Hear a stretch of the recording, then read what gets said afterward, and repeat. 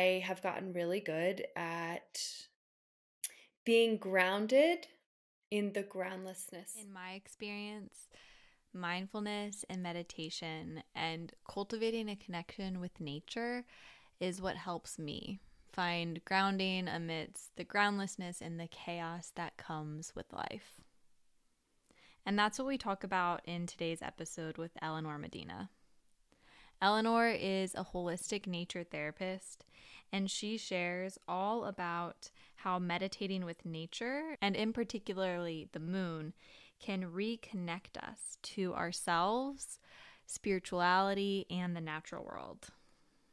Eleanor shares about the power of nature therapy and our moon cycles and how our body's natural cycles mirror the natural world, as well as how nature can connect us to spirituality and what that means for our well-being. But before we get started, let's take a moment to ground together with 3 deep breaths. Take a moment to notice where your body touches the earth.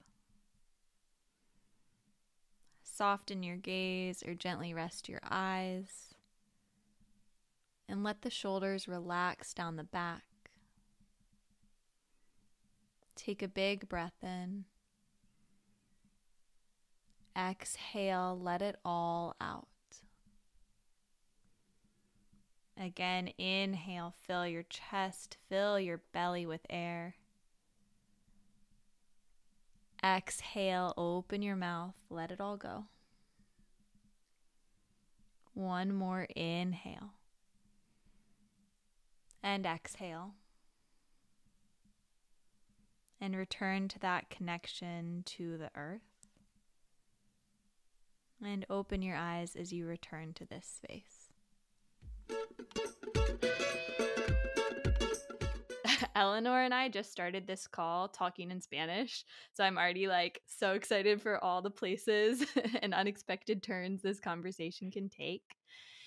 But I know of Eleanor through a mutual friend, and I started to engage with her work. She has a wonderful podcast, and Eleanor, you'll have to remind me the name of it, but it's Meditations with Moon Cycles. So it's these meditations that go along with the moon cycle, and I'm ready to and excited to just dive into the moon cycle today.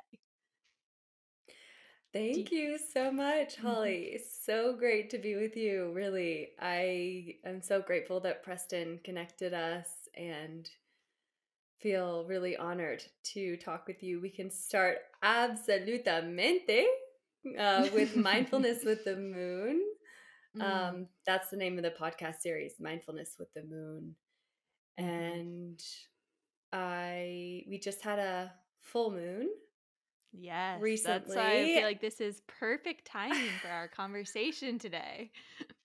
And the cool thing is we're going to have another new moon and another full moon and another new moon and another full moon, and the cycles keep going, right? And those are Yeah. just sort of the ones that we tend to, or at least I tend to pay most attention to, but we get to follow the cycles through all of it.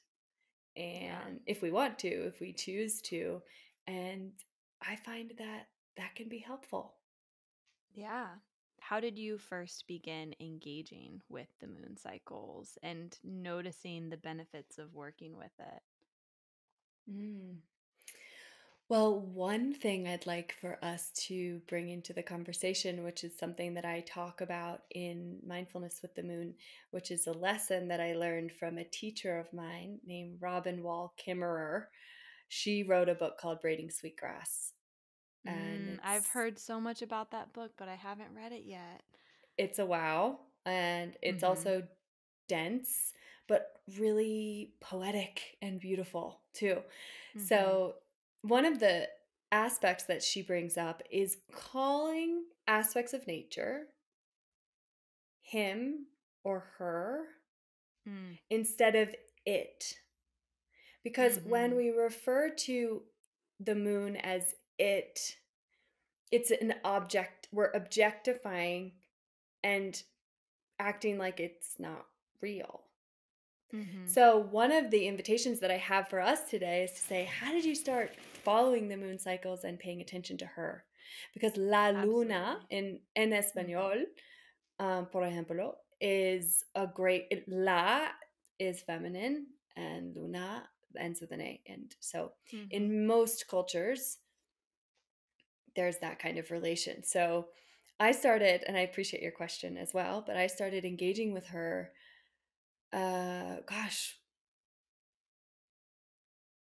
for a long time. It feels, I don't know if I could put a date, but I would always notice that things would feel differently around the full moon. For example, this last full moon, my cat was up all night long, meowing Animals tell all night us what long. is going on. Mhm.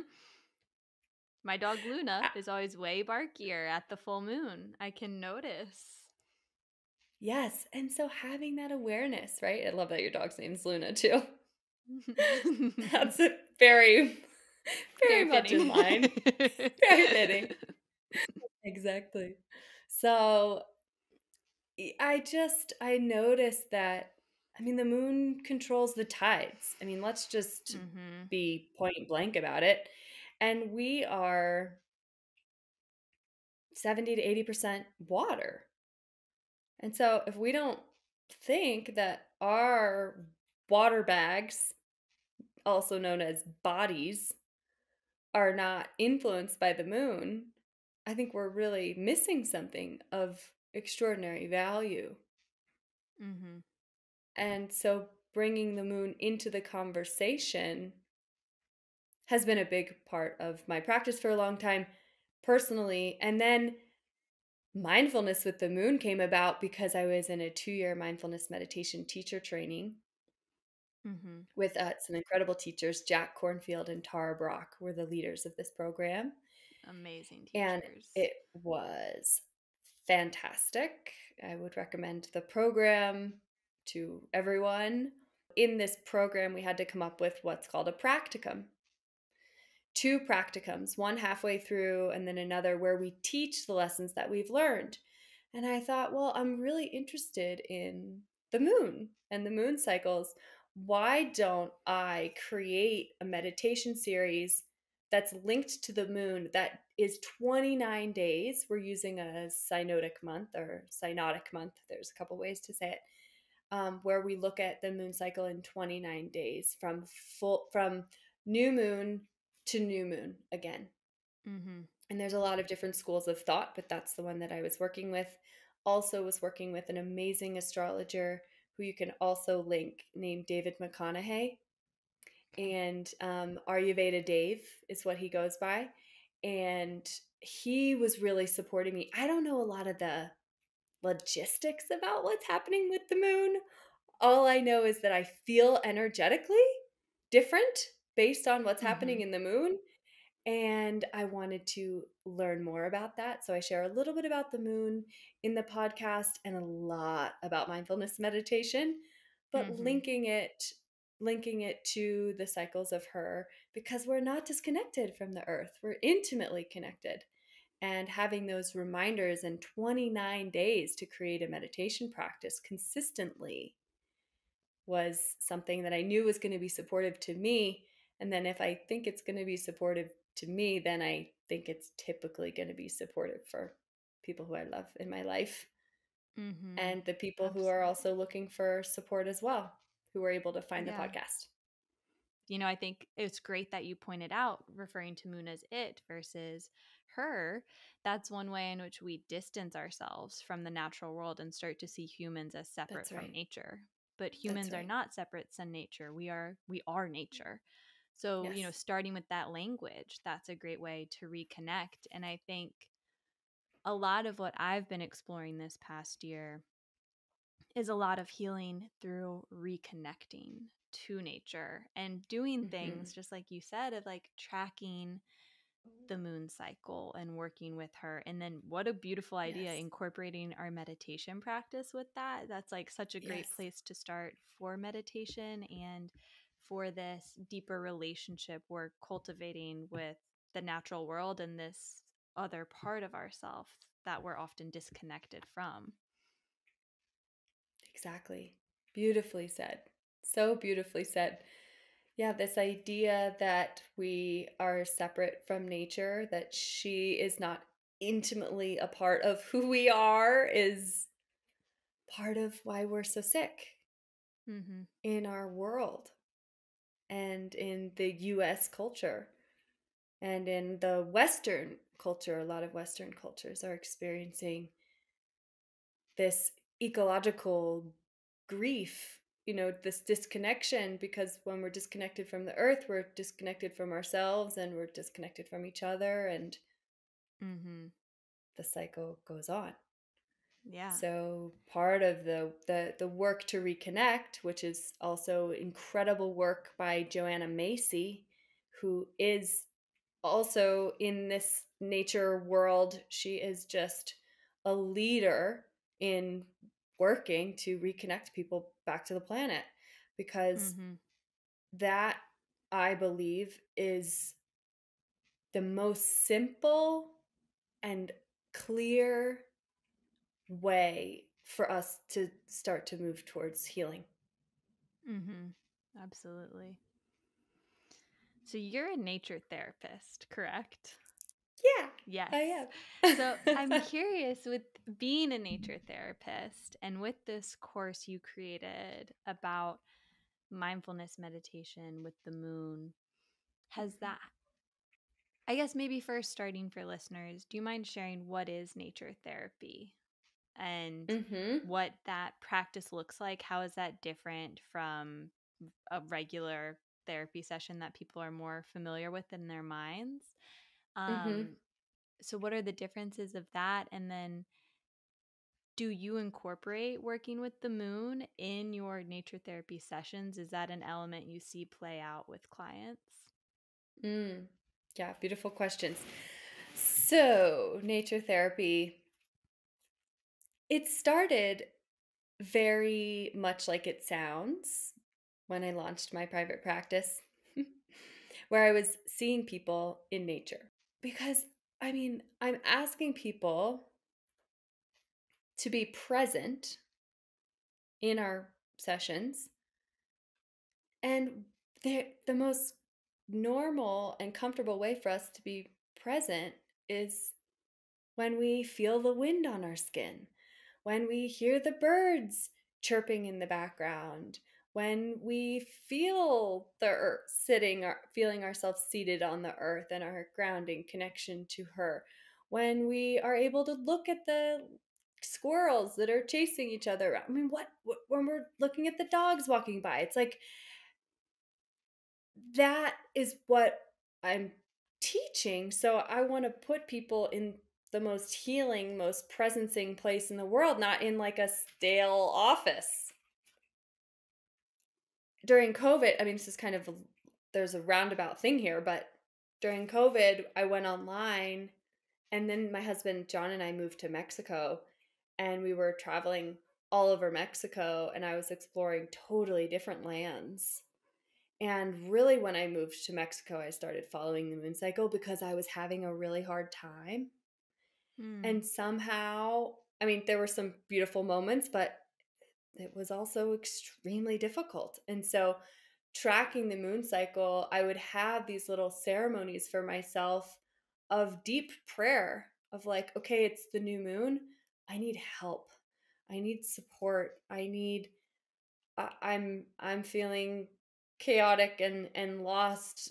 Luna, will you come down and will you offer me your guidance, and will you allow for me to trust in these ebbs and flows that come with the tides of life, because I need you. And so mm-hmm. then while we were living in Mexico, I recorded mindfulness with the moon and was doing all of these practices and learning and in this program. And now I'm back in Colorado, just arrived here a couple of days ago, which is where I'm from. And so I want to be doing more in person stuff in nature again, because I kind of got away from that for a little while. Like for a while, I'm sitting in front of clients, talking, having sessions, and I'm in front of my computer for 10 to 12 hours a day. And I'm like, wait a minute, I started as a nature therapist. Like, how did this happen? Mm-hmm. And not like it's happening to me, but how did I choose this? And how can I also get back to seeing people in in nature, in the rain, snow, sun, and learn the lessons and slow down with her. Mm-hmm. Thank you for sharing about how working with the moon was a support for you during a challenging time, right? I think that when we're talking about how we relate to the natural world, looking at the changes in nature, like looking at the changes in the weather, looking at the changes in the moon, can be a great reminder that what we experience internally is going to fluctuate and change too. So I'm Yes. curious, was that like an element that was supportive for you during that time? And did you notice Hmm. your internal energy shifting in relationship, like in a, I guess, did it line up over time with the relationship of the moon? Did you notice like the new moon, you had a certain energy, the full moon, you had a certain energy? Did you notice how that correlated to what you were feeling inside? And I guess for people listening, is there a general energy that's associated with the new moon and the full moon that they can keep in mind as they're working with this? Great questions. Yes. So I think that the biggest overarching tool that has been helpful is learning to go with the flow.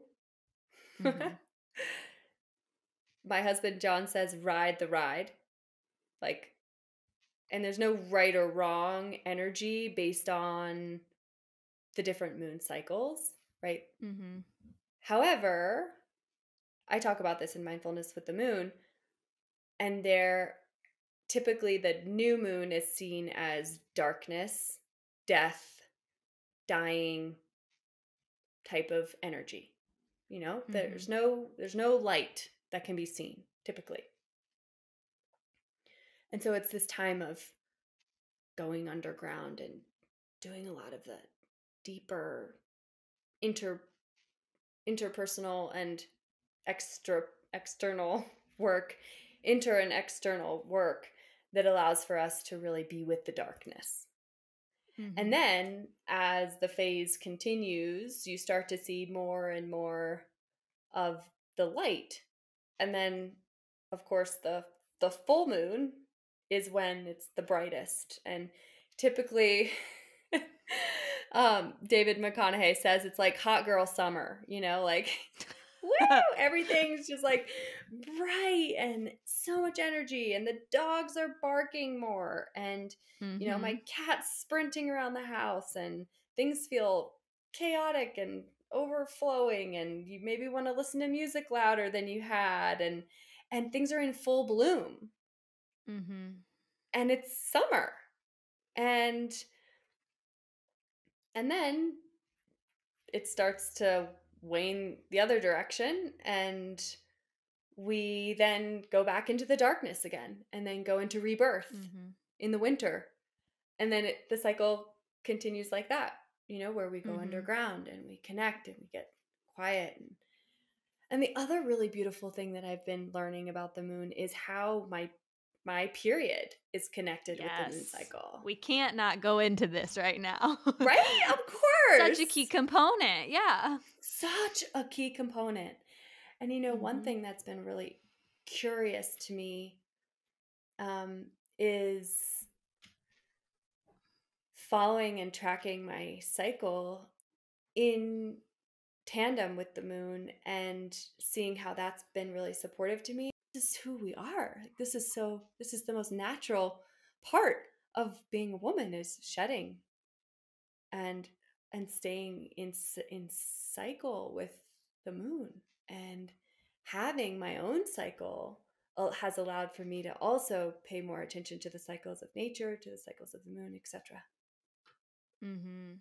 Yeah, that's another really strong parallel. There's a group of women who throughout this last year we've been doing different circles around the new and full moon, and it's been pretty interesting because like half of us are synced with the new moon and the other half are synced with the full moon, and we've been like, when are we all Yes. just going to sync up? But it really is an interesting relationship to look at as well, as like here's this energy in the world around me that's happening. And then there's this other internal energy too, and finding the way they work together. But I really Mhm. find when I look at processing life and things that help me, seeing things in cycles is so helpful. I think in the Western world, we think so much of like linear growth and like things Yes. and lines and boxes all the time, but that's not Right. the way it works.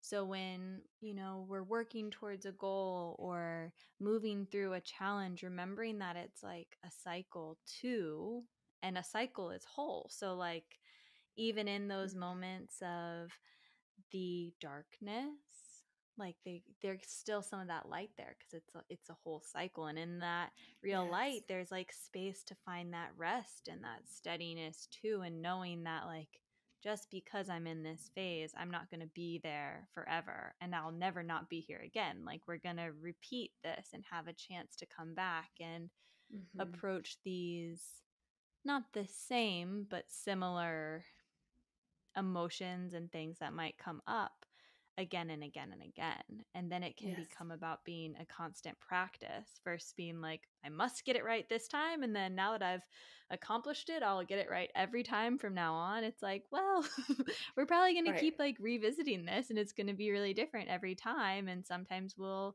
be proud of the way we moved through it. And next time we might be like, okay, there's still some work to do there. And when I take that mindset, I find my inner talk is much softer.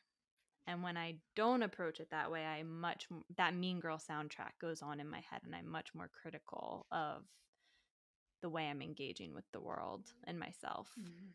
Mhm. Mhm. Yeah, noticing those internal families that have things to Mhm. share. That's one of the modalities that I use in my practice. I love that you're speaking to the parts of ourselves. Internal family systems is one of the approaches that I take IFS, and it's just that. It's the mean girl tape, and it's also the compassionate, you're doing the best that you can, for real you are. Mhm. And in the cycles, sometimes we're proud of the way that we're doing it, and other times we're not so much. And that allows for us to pivot and for us to get clear on what we do want and what we don't want. And, one way to get clear is through sitting in meditation. And so that's what mindfulness with the moon is about. It's getting clear and getting quiet every single day as a devotional practice to come back to ourselves, to come back to our center, which takes practice. It takes mindfulness to know what's happening with our period cycle and to know what's happening with our moon cycle. And I've actually heard recently women saying, my moon cycle, talking about Mhm. their period. Mhm. My moon is coming. And I think that's really fascinating too. And so I think weaving all of these different aspects together for me has been, specifically with seated meditation, has impacted absolutely everything in my life, and has allowed for me to be more trusting of the ebbs and the flows, of the expansions and the contractions that the cycle brings with the light and the dark. And the better that and more easily we can do this, even when things are, I mean, this moon cycle was extremely hard too. It's not like, oh, when I was in Mexico it was hard. It was like this moon cycle I was like, okay, this has been a ride, and I'm going to say some prayers to the moon to support me. And my prayers look like dedications. Like, I want to be here. I want to see. I want to know. Show me the way. Guide me. Because she is a guide for Mhm. me, and I'm grateful for that. Yeah. When I tend to take in information about the moon, and when I try to work with her, I often hear thinking of the new moon as like this time to plant seeds and like dig in the Mhm. soil. Like, what is that deep intention? What do we want to work with? And seeing the full moon as like, okay, like how did that seed grow? You know, it's not just going to be done here, but like it's in a fullness now. Is it now that we shine some light onto this thing and put it out into the world in a different way? Um, Right. so I'm curious, as you worked with the moon and particularly in mindfulness with the moon, what I guess what was that experience like for you when you really sat down and meditated with the moon every day? Did you notice anything particularly arising physically, you know, working with your moon cycle in that? Did you notice changes in your witnessing of it? Did you notice differences mentally? And how did that practice help cultivate this deeper relationship? And is it something you continue, or are there elements that weave in because you've really established those seeds? Mm. There's so much here. So I use that analogy in mindfulness with the moon of planting the Mm, seed in the new moon, and then it comes to flowering in the full moon, and then it goes back to dies and goes back to the earth. And so I love that you bring that. And mm-hmm, so each each podcast is a 10-minute, 10 or so minute Dharma talk about something. It's about the moon cycle and a mindfulness Buddhist based practice. And talking a lot about meditation and the reason for meditation and why we do it and what that looks like, and working with fear and trauma, and working with difficult emotions and the tides of life, and the being our own inner refuge. I mean, there's all these different teachings that come through, and then also just basic ones like what is the moon and what is meditation and what is mindfulness and why do we do it? Like, what's the point? mm-hmm, So it goes from like very basic at the beginning to very in depth mm-hmm, throughout the 29 days. So I have a Dharma talk, and writing those Dharma talks was incredible. I mean, I would look at notes from Jack and Tara, and I would pull what resonated for me and then relate it to the moon. And then I would record the spoken Dharma talk and then a 20-minute lightly guided meditation with my husband John's music behind mm, every single track. But I was really in it. I was recording it with the moon every single day. And I would wake up, I'd have a day where I was in tears and I was feeling very raw and very sensitive, and I would still record that day and bring that forward. I would mm-hmm, have days where I have so much energy and I feel great, and it does feel like the full moon, and that's wonderful. mm-hmm. Um, for example, and it just sort of went like that. That's really beautiful. I have a background in Ashtanga yoga. Like when Mm-hmm. I was deep in Ashtanga, and Mm-hmm. there I just there's so much beauty. Now I don't practice Ashtanga, but I have a very steady meditation practice every morning. And I think so much of it reminds me of Ashtanga, where it's you show up.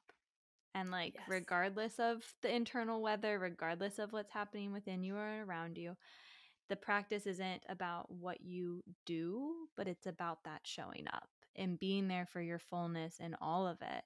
So I really think there's so much beauty we get for just showing up to something again and Yep. again, day after day. That consistency and that steadiness allows us to be with and witness such a wider range. And it's so easy to fall out of that, like, oh, I'm crying today and I don't want to sit. I don't want to record a podcast about a meditation right now. That's not what it's supposed to be like, but that's Mm-hmm. what it is. And that's when we Yes. can really find this deeper connection and healing. So I think the fact that you were, you know, these weren't pre recorded, like they were you in real time doing this practice, doing this work with the moon, gives another depth and layer that people can connect with. And when I Mhm. just like think about Ashtanga too, in that practice, like you don't practice on moon days. You don't practice when it's a full moon because they relate like, yes, we are like 70-80% water.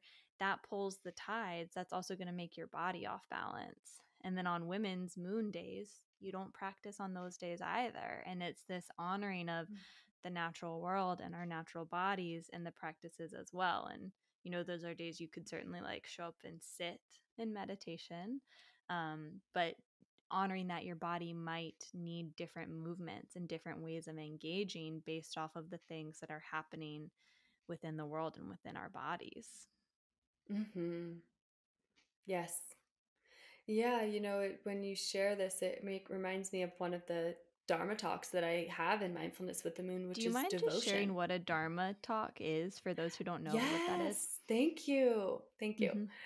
What I mean by Dharma, so Dharma, it really just means the path or the way, right? My Dharma is a nature therapist.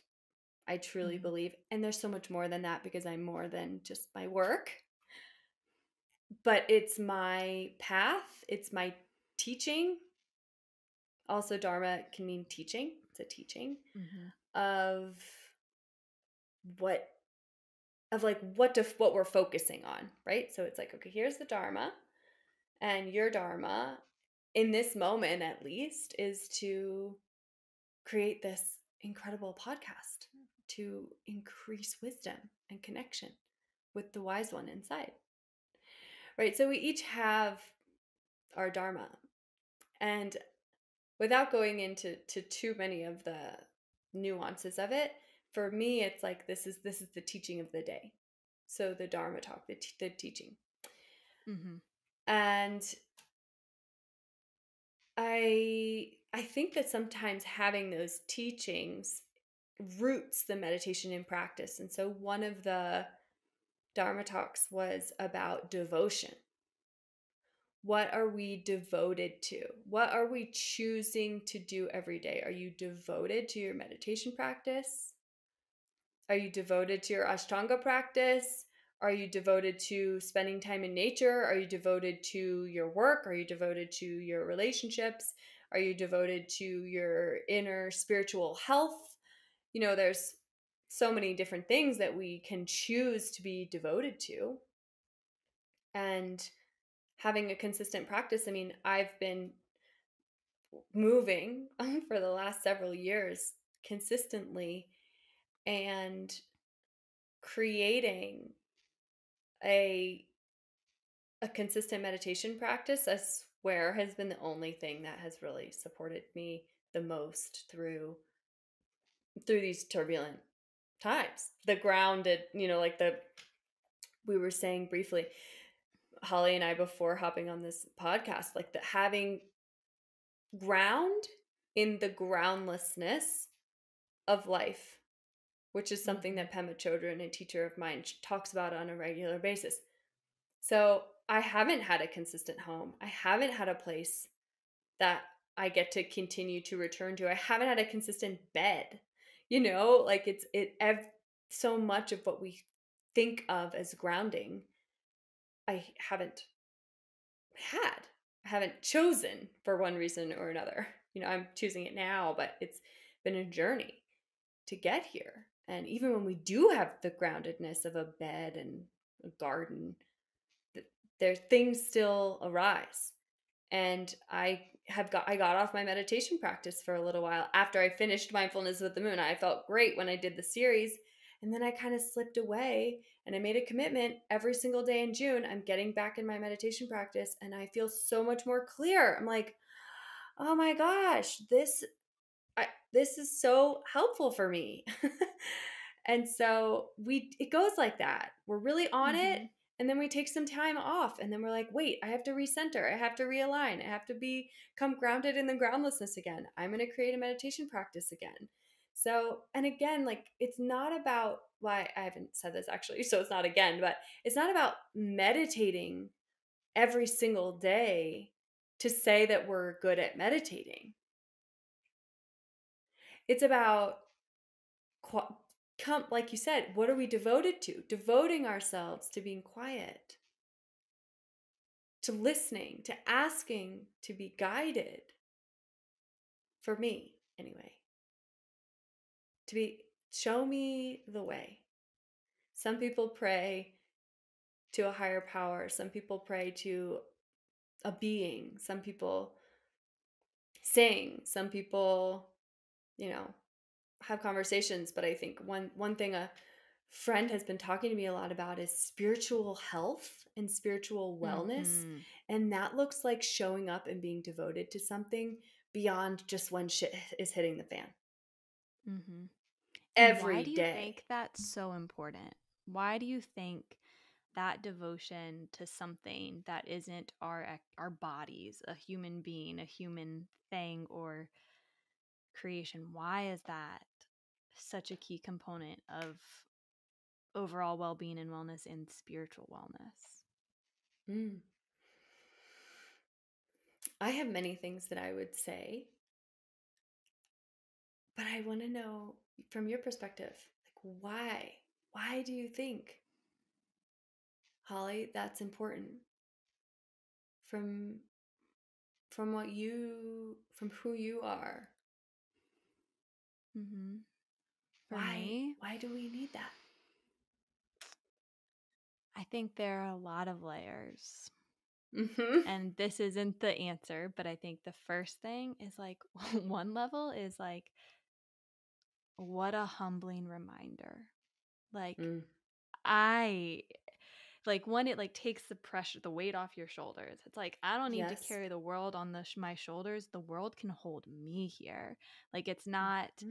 it for me. It comes into like that releasing my grip and letting go and falling into Yes. surrender. And then I Mm-hmm. think there is an element of it too for me,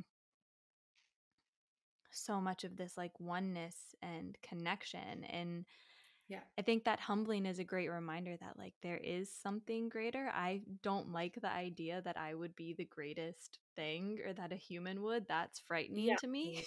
What? But the Like, idea hopefully that not. something, but I think like, the fact that it, for me, it's like something else is like that gives me comfort.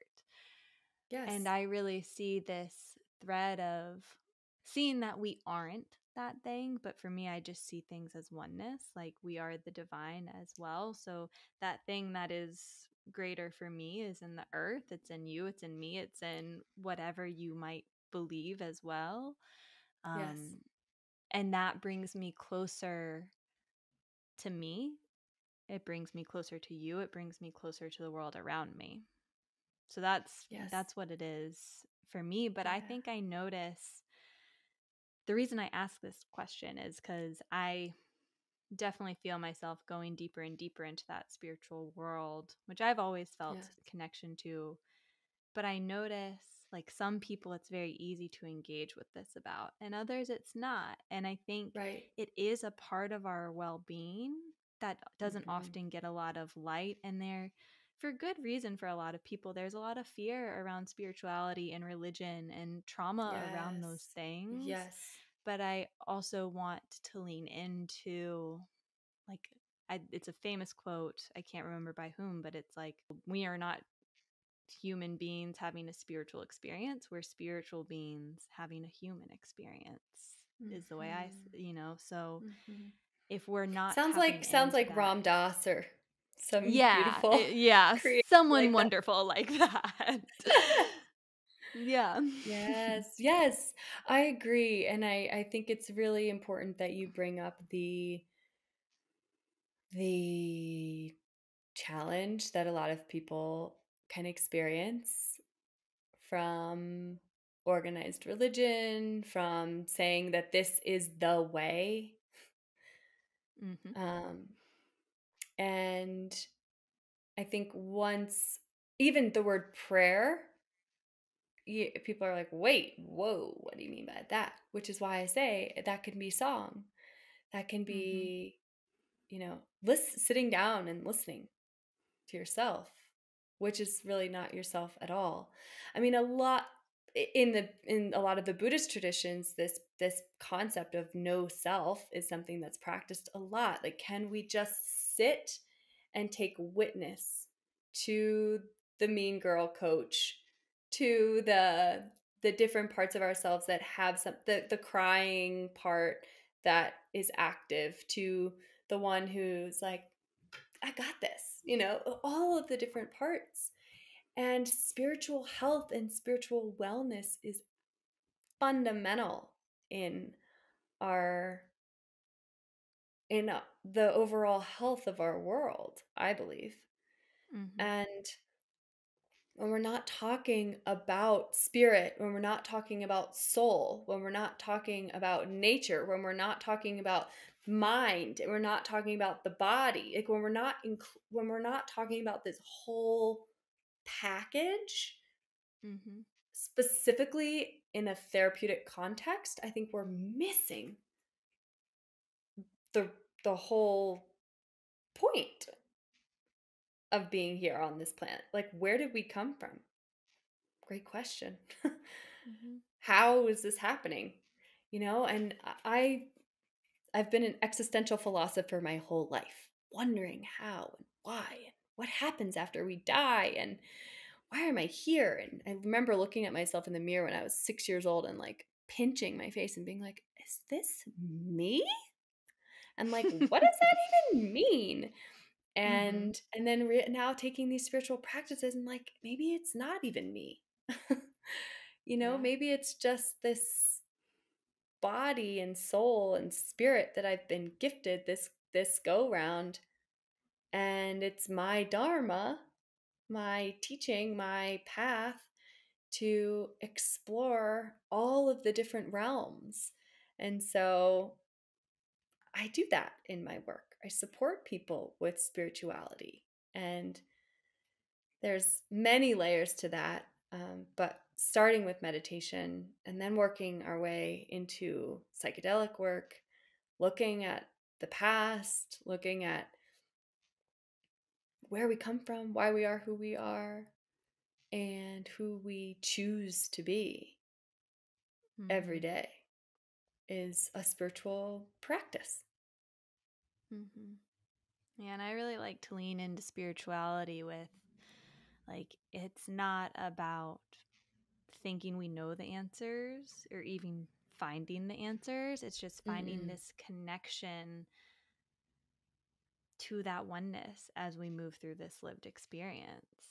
And it's not about the knowing, it's just like, what is this experience like for you right now? Yeah. Did you find mindfulness with the moon helped cultivate a deeper spiritual relationship for you? Did spirituality come into that practice? And how did that evolve for you? I've been a questioner of spirit and faith, like I mentioned, when I'm looking at myself in the mirror, 6 years old. In mindfulness with the moon, it was such a deepening of my relationship with the cycles. And you talk about this oneness, and I'm so glad that I sort of re-asked you your brilliant question, because I had a very similar answer. It's like we need to have this spirituality and this connection with each other and ourselves and the earth, because we are all one. We really are. And I think that's why I love psychedelics so much, because typically, out of all of the sessions that I've done, all of the clients that I've worked with, that is the overarching theme. Oh my God, we're the same.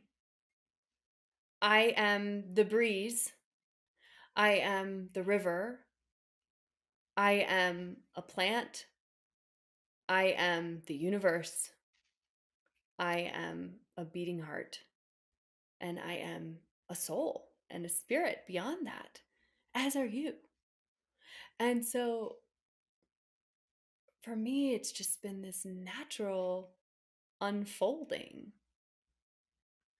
of looking at myself with and each other, my clients and my friends and my family and the earth, as sentient beings that also carry God, that also carry prayer, that also carry messages and songs and wisdom. And, the mission of the Makaranda method is to teach humans how to heal themselves through actively listening to the mind, body, soul, spirit, and nature to find peace in the present moment. That's it. Gotta have all those elements.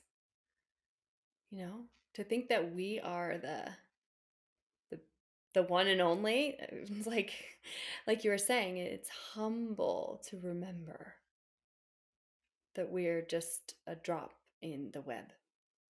Mm-hmm. And it's absolutely that remembering. This isn't new. This is just like coming back to that deep knowing within us.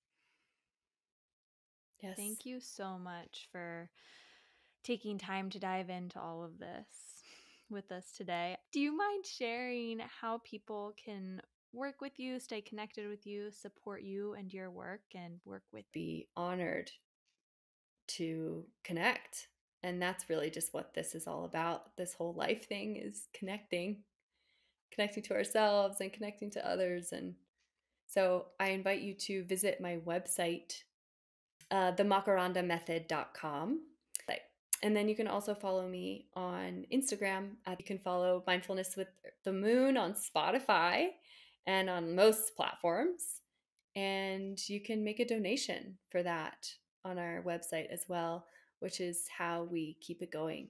Dana, Dana, is a Buddhist approach to gifting, where we just gift things when we've been impacted. So, maybe you want to gift something to Holly for hosting this incredible podcast of sharing so much wisdom.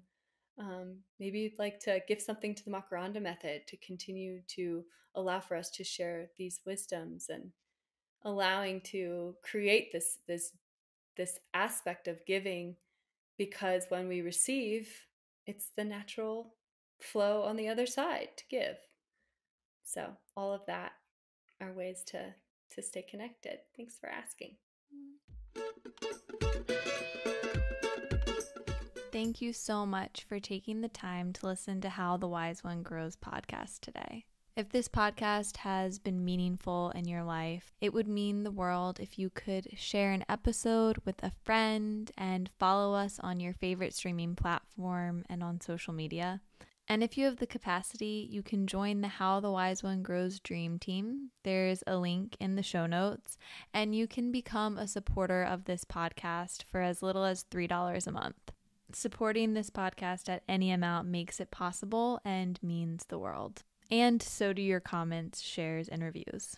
Thank you again for making this possible.